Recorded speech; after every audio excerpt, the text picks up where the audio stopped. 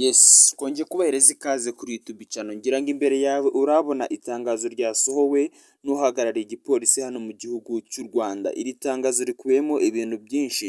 Hari amagambo menshi yaje riherekeje, hari ibyifuzo byinshi by'umwihariko igipolisi cy'u Rwanda cyagize by'umwihariko mu kuba cyifuza kuba cyabishyira mu bikorwa, kandi hakaba hari n'amahirwe y'uko hari abantu benshi bagiye kubona akazi mu gipolisi cy'igihugu cy'u Rwanda kubera imwe mu mishinga batangiye gutegura kandi bifuza kuba baronshinga muri 2026. Ubundi iyi mishinga yaratangiye muri 2024 bayiporopoza, ariko uyu munsi nibwo baje babikonfirima bavuga ko bigomba kuba byashyirwa mu gikorwa kandi bikaba byakosorwa hakiri kare kugira ngo babishyireho umucyo babivane mu nzira.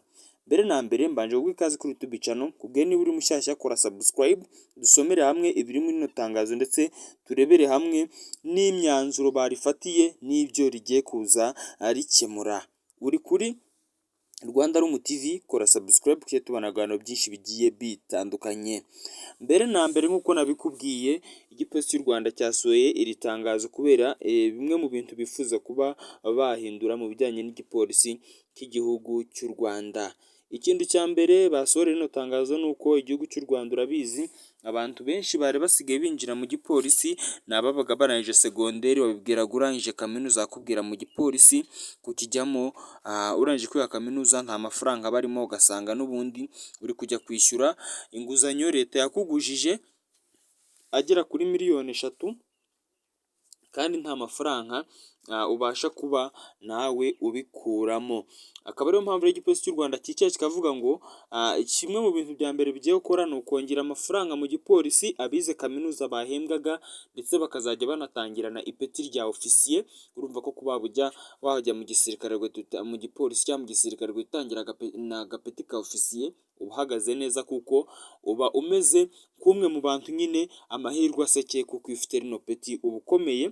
Nta byo kwirirwa ujya mu mihanda, wowe uri mu kigura aho ngaho akazi kagutegereje ukora inshingano zawe, ku buryo isaha n'isaha bakeneye kuba babagira icyo babaza cyangwa se mwagira icyo mukora bahita babahamagara mukaza mukagikora. Ariko mwebwe murenzeho, murenze kure cyane abarangije kwiga segonderi bari mu gipolisi. Ikindi kandi iyo utangiranye ipeti rya ofisiye, buri gikorwa ukoze cy'indashyikirwa ufite amahirwe yo guhita uhabwa irindi peti, kuko nyine uba ufite intangiriro nziza kandi ikomeye cyane. Hari imishahara rero abangaba bazajya bahembwa bagiye gutangira kwinjizwa mu gipolisi, by'umwihariko barangije kwiga kaminuza, izaba itandukanyemo cyane n'iyabize segonderi gusa, kuko nko mu burezi buriya niho hantu hambere hagaragarira itandukaniro rinini hagati y'umuntu wize segonderi gusa n'uwize kaminuza.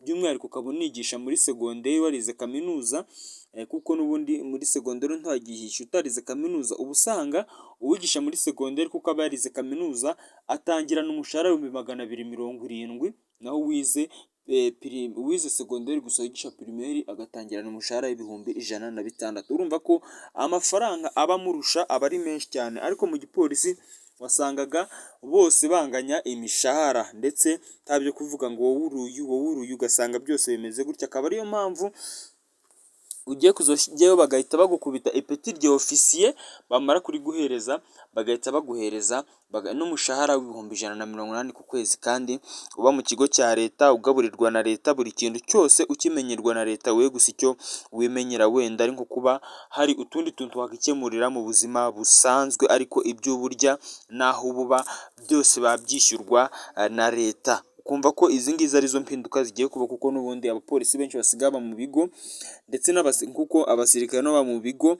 Leta y'igihugu cy'u Rwanda ikaba inateganya ko abapolisi bose ubundi bagiye kuzajya baba mu bigo, nk'uko byanatangijwe hirya no hino mu gihugu cy'u Rwanda, keretse ushaka kwibana byakunda, ariko bateganya ko bagiye gushyiraho itegeko ry'uko abapolisi bose bo mu Rwanda bagomba kuzajya baba mu bigo, kandi akaba ari byo bazajya bahoramo umunsi ku munsi. Akaba ariyo mpamvu rero iri tangazo ryaje ari nk'igisubizo ku barangije kwiga kaminuza, kuko amafaranga bagiye kujya bahembwa azajya aba agaragara, kandi ikindi bazakira abafite ku myaka itarengeje 25, nkaba ngushishikariza ko niba iyi myaka waba uyifite wakigira mu gipolisi, kuko umuntu waguhemba ibihumbi 180 agutunze akwishyurira aho kuba aguha amayinite y'ubuntu, aguha amamega y'ubuntu, uwo muntu by'umwihariko amafaranga niyo yaba aguhemba ibihumbi 100 aba ari amafaranga menshi cyane, ariko noneho akarusha ibihumbi 180, ibyo byose wabibonye ubifite ku buntu urumva ko aba ari amafaranga buri muntu wese yakwifuza kuba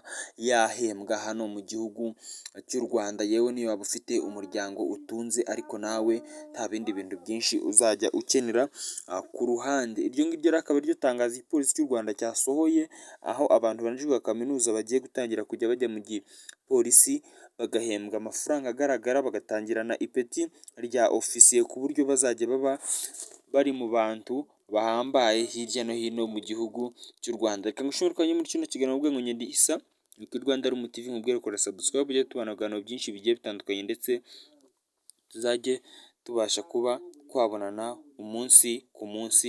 Ciao ciao, ndabakunda, Imana ikandusha, kandi dukomeze dushimire buri wese wakoze subscribe kuri YouTube channel, kuko umusanzu yatanze ni mugari cyane.